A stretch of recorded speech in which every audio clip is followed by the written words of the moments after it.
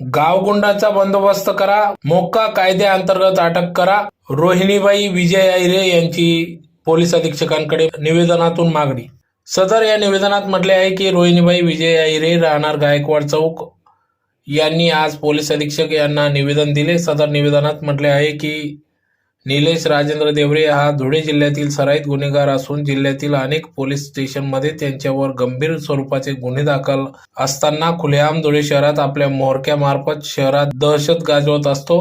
3 दिवसांपूर्वी नाना साळवे व निलेश देवरे यांचे भांडण सोडवण्यासाठी माझे पती श्री विजय श्रीराम अहिरे व धीर अमर धर्मा अहिरे हे भांडण सोडवण्यासाठी गेले असता त्यांना देखील शिवीगाळ व जीवेठार मारण्याची धमकी देण्यात आली व काही कारण नसताना खोटा गुन्हा दाखल करण्यात आला असून अशा सराईत गुन्हेगारांचा धुळे शहरात खुल्या वावर हा सामाजिक एकतेला बाधित ठरू शकते, तरी याबाबत तात्काळ निर्णय घेऊन कारवाई करावी व धीर अमर धर्मा अहिरे यांच्यावर जो खोटा गुन्हा दाखल आहे तो तात्काळ मागे घ्यावा अशी मागणी या ठिकाणी रोहिणी विजय अहिरे यांनी केली असून त्यांच्यासह या ठिकाणी निवेदन देतेवेळी भाग्यश्री पानपाटील, शीतल अहिरे, निशा गरुड, अरुण अहिरे, कल्पना अहिरे, शीतल खरात, निर्मला पवार, जिजाबाई महिरे, ज्योती गांगुर्डे, वैशाली अहिरे, छाया देवरे, रानू देवरे, आशा पवार, उषाबाई चव्हाण, रुणाली पवार, भारती चव्हाण, निंबाबाई देवरे, सुनीता नेरकर, दक्षमा वाघ, आशाबाई लोंढे आदी सर्व महिला वर्ग या ठिकाणी उपस्थित होत्या।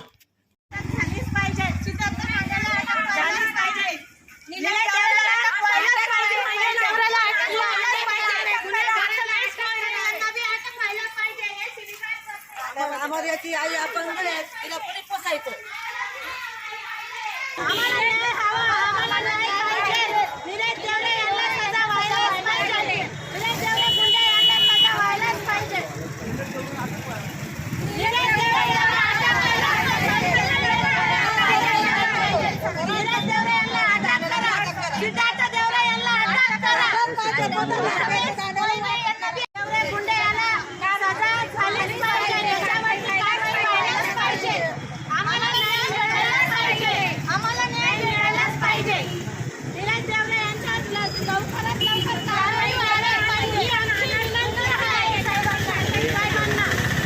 रोहिणी विजय अहिरे, राहणार मी गायकवाड चौकात राहते।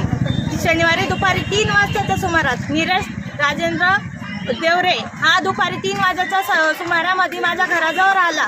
मी मुलांना क्लासला घेऊन जात होती आणि मला त्यांनी बंदूक दाखवून सनी धमकी दिली, जर तुम्ही तुझ्या नवऱ्याला फोन लावून इथं बोलवलं नाही तर त्याला जीवेठार मारण आणि तुला बी मारण। बेरात्री येऊन त्याचा भाऊ चित्तात्र राजेंद्र देवरे हा बी येऊन सनी माझ्या जेठाला शिवीगाळ केली व माझ्या नंदांना मला छेडखानी करतो, मोठ्या मोठ्या आवाजात बोलतो। सजा व्हायलाच पाहिजे, अटक व्हायलाच पाहिजे, निलेश देवरे यांना अटक व्हायलाच पाहिजे।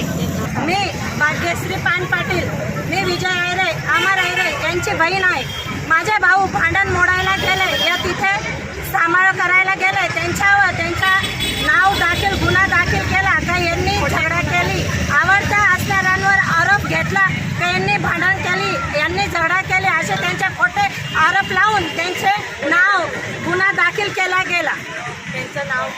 त्यांचे नाव मागे घ्यावा ही आमची विनंती आहे।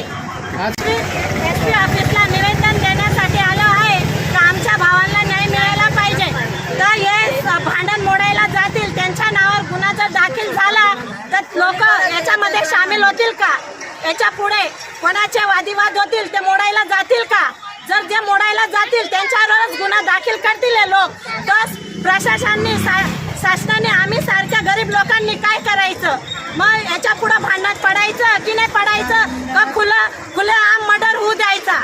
हा म्हणजे जे लोक गुन्हेगार आहे ते मोकळे फिरताय आणि जे न्याय मोडायला ते तिथे सांभाळ करायला गेले त्यांचे नाव दाखल केले, त्यांच्यावर गुन्हा, शिक्षणाचा मुलगा जर तो आरोपी म्हणून त्याला घोषित केला जात आहे तर शिक्षणाच्या मुलांनी शिक्षण करायचं का अशा भांडणांमध्ये त्यांना गुन्हेगार साबित करायचे। हे गावगुंडे आहे, हे बायांवर रेप करणारे, हे बायांचा धंदा करणारे हे लोक आहे। निलेश देवरे, सिद्धार्थ देवरे ब्लॅकमेल करता, आमच्या नवऱ्याला फोन लावून धमकी देता का तुमची बायको अशी, तुमची बायको तशी। आम्ही बाहेर गाव राहणाऱ्या लेडीज आहेत, आम्ही कसं करायचं, आम्ही जगायचं का मग आम्ही मरून जायचं? त्यांच्या बाया येऊन आम्हाला शिवीगाळ करून जाता आणि दाखवता का बघा सीसीटीव्ही कॅमेरा आहे, सीसीटीव्ही कॅमेरा आहे. आता सीसीटीव्ही कॅमेरावरच जग चालणार आहे का? जो आमच्यावर गुन्हा होतो तो बघला जाणार नाही का? आम्हाला न्याय पाहिजे, आम्हाला न्याय पाहिजे. आम्ही एसपी साहेबांकडे गेलो. एसपी साहेबांनी आमचं हे पत्र लेटर वाचलं पण नाही.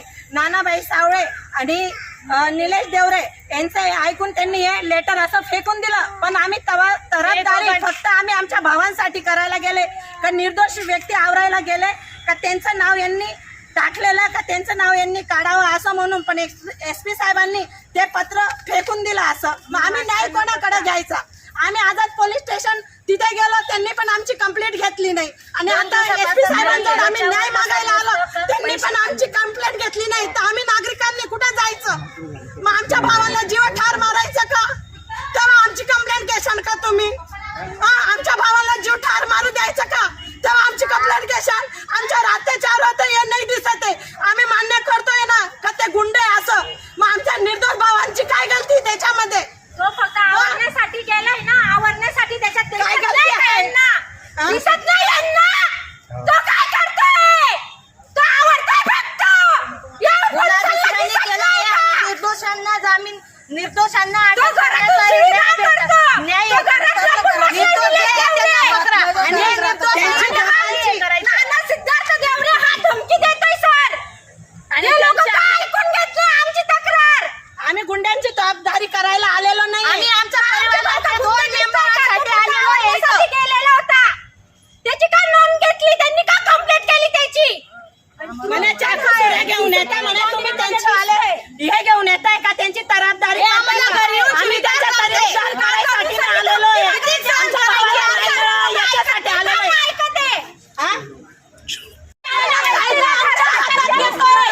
कायदा पारे की पोलीस प्रशासन आपला कायदा घेतच नाही.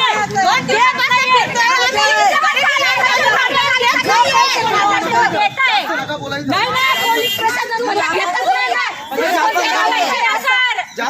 बाहेर